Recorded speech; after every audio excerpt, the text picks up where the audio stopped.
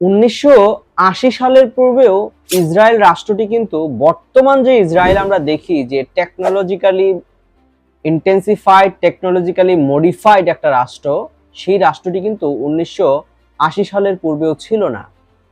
যুক্তরাষ্ট্রের একটা স্টেট বা প্রদেশ আছে যার নাম নিউ জার্সি। সেই নিউ জার্সির চাইতেও আয়তনে ছোট একটি রাষ্ট্র হচ্ছে ইসরায়েল।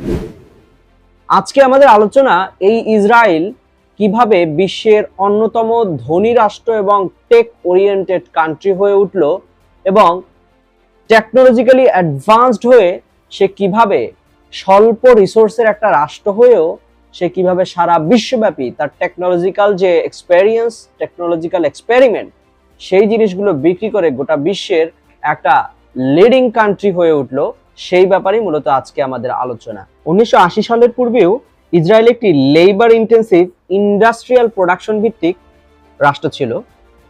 লেবার ইন্টেন্সিভ মানে হচ্ছে যেখানে আমাদের দেশে যে লেবার ইন্টেন্সিভিটি দেখি আমরা কলকারখানাগুলোতে, যে লেবার বিক্রি হয়, শুধুমাত্র এখানে শ্রম বিক্রি হয় কিন্তু মেধা বিক্রি হয় না, সেই রকমের একটা রাষ্ট্র ছিল। এবং 80-র দশকের পূর্বেও ইসরায়েলের যে পাবলিক এক্সপেন্ডিচার, সেটা মেটানোর জন্য রাষ্ট্রের নাগরিকদের উপরে এত বেশি ট্যাক্স বার্ডেন ইম্পোজ করা হয়েছিল, যার ফলে রাষ্ট্রটি যেই পরিমাণ গ্রোথ হওয়ার কথা ছিল সেটি কিন্তু আসলে হয়নি।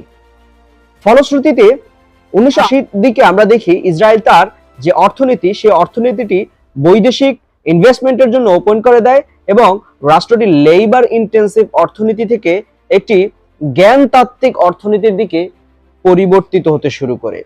এই যে উন্নয়ন বা তার যে অর্থনীতিকে ওপেন করা, তার প্রধান কেন্দ্র ছিল প্রযুক্তিগত উদ্ভাবন, বিজ্ঞান এবং সফটওয়্যার এবং সাইবার সিকিউরিটির উপরে যে কাজ, এর উপরে তার যে মেধাকে কাজে লাগানো, তার যে জনসংখ্যা, সেই জনসংখ্যাকে কাজে লাগানোই ছিল ইসরায়েলের অর্থনৈতিক যে উন্নয়ন, সেই উন্নয়নের একদম হার্টল্যান্ডে।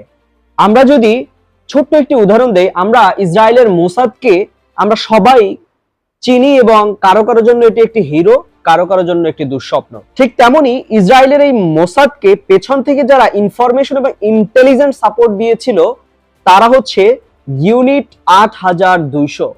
এটি হচ্ছে ইসরায়েলের যে প্রতিরক্ষা বাহিনী রয়েছে তার একটি গোপনীয় গোয়েন্দা ইউনিট, যেটি প্রধানত সিগন্যাল ইন্টেলিজেন্স এবং সাইবার ইন্টেলিজেন্সের উপরে কাজ করে।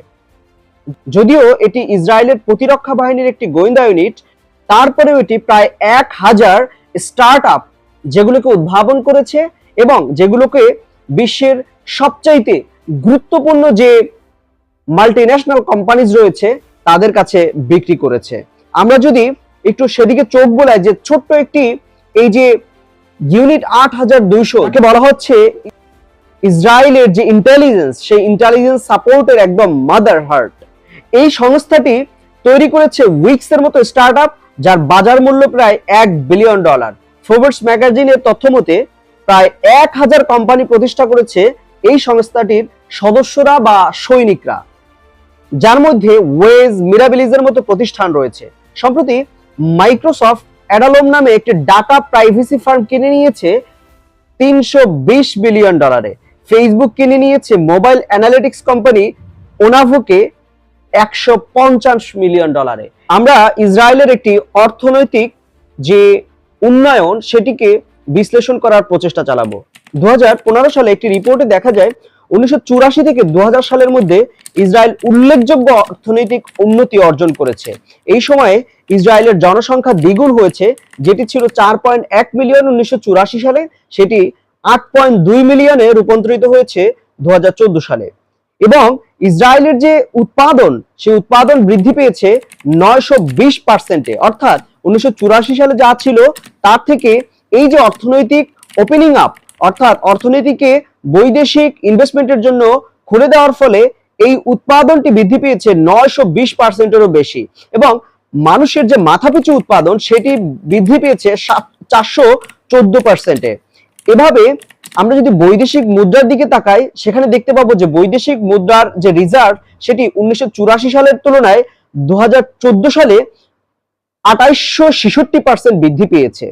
আমরা যদি ইসরায়েলের সরকারি ঋণের পরিমাণ চিন্তা করি, সেটা কমেছে প্রায় 76%। মানুষের করের বোঝা কমেছে প্রায় 30%। সবচেয়ে অবাক করার বিষয়, 1984 সালে যেখানে মুদ্রাস্ফীতি ছিল 450%, সেটা কমে 1%-এ নেমে এসেছে 2014 সালে। এভাবে ইসরায়েলের যে মোট রপ্তানি সেটি বৃদ্ধি পেয়েছে 860%, এবং যেখানে হাইটেক কোম্পানির যে রপ্তানি, সেই রপ্তানিটি বৃদ্ধি পেয়েছে প্রায় 37%-এরও বেশি। এভাবে ইসরায়েল প্রতিটি ক্ষেত্রে যে তাদের যে উন্নয়ন এবং তাদের যে টেকনোলজিক্যাল অ্যাডভান্সমেন্ট, সেটি কিন্তু গোটা বিশ্বকে একটি তাক লাগিয়ে দিয়েছে। এবং আমরা যদি তাদের যে পানির উৎস দেখি, যে তাদের পাশেই যে মেডিটেরিয়ান সি, সেখানকার লবণাক্ত পানি বিশুদ্ধকরণ করে তারা 41% বিশুদ্ধ পানির যে চাহিদা সেটিকে পূরণ করেছে। এভাবে ডিলয়েট নামে একটা অডিট এবং পরামর্শক প্রতিষ্ঠান, যেটা তার রিপোর্টে বলেছে যে গবেষণার দিকে যদি আমরা তাকাই, যে ইসরায়েলের প্রতি 1000 জন মানুষ প্রতি 140 জন মানুষ গবেষণা এবং উন্নয়ন ক্ষেত্রে কর্মরত রয়েছে, যেটি যুক্তরাষ্ট্রের কথা যদি আমরা বিবেচনা করি, সেখানে আমরা দেখতে পাবো 10,000 জনে মাত্র 85 জন তারা গবেষণা এবং উন্নয়নে কর্মরত রয়েছে।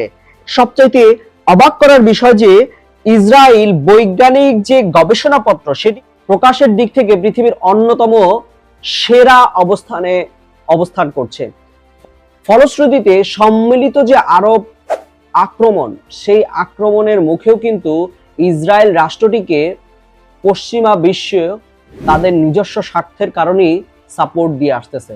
কেননা ইসরায়েল রাষ্ট্রটির যদি ধ্বংস হয়, সেই ধ্বংস হলে পশ্চিমা বিশ্ব তার টেকনোলজিক্যাল যে সাপোর্ট, টেকনোলজিক্যাল যে অ্যাডভান্সমেন্ট যেটি ইসরায়েল থেকে পেয়েছে, সেটি থেকে কিন্তু অনেক ক্ষেত্রেই তাকে বেগ পোহাতে হবে। ফলশ্রুতিতে ইসরায়েলকে আক্রমণ করা প্রত্যেকটি রাষ্ট্রের জন্য একটি চ্যালেঞ্জ হয়ে দাঁড়িয়েছে, এবং এই সকল সমীকরণ বিবেচনার কারণেই কিন্তু বেসিক্যালি সৌদি আরবের মতো রাষ্ট্র, যারা টেকনোলজিক্যালি অ্যাডভান্স হতে চাচ্ছে এবং যারা তাদের ইকোনমিকে ডাইভার্সিফাই করতে চাচ্ছে, তারা কিন্তু ইসরায়েল রাষ্ট্রের সাথে সখ্যতা স্থাপনের চেষ্টা করছে। সুতরাং যারা ইসরায়েলের যে অকুপেশন বা আগ্রাসন, প্যালেস্টাইনি মুক্তিকামী জনতার বিপরীতে তাদের যে আগ্রাসন যদি মোকাবেলা করতে হয়, তাহলে আরব বিশ্বকে অবশ্যই টেকনোলজিক্যালি যে অ্যাডভান্স, সেই অ্যাডভান্সমেন্টে কিন্তু আরো বেশি এগিয়ে থাকতে হবে।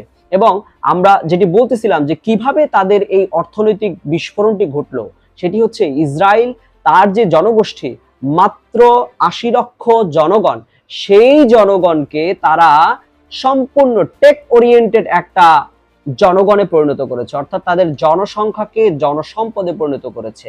তারা, আমরা যদি দেখি যে সারা বিশ্বের যে কৃষি টেকনোলজি, সেই কৃষি টেকনোলজিকে ইসরায়েল সম্পূর্ণ সম্মুখ সারিতে থেকে নেতৃত্ব দিচ্ছে। আমরা দেখতে পাই যে তাদের যে ডেজার্ট ওরিয়েন্টেড এগ্রিকালচারাল ইকোনমি, সেখানে কিন্তু ইসরায়েল চমক দেখিয়েছে কিভাবে ডেজার্টেও সফলতার সাথে কৃষি উৎপাদন করা যায়।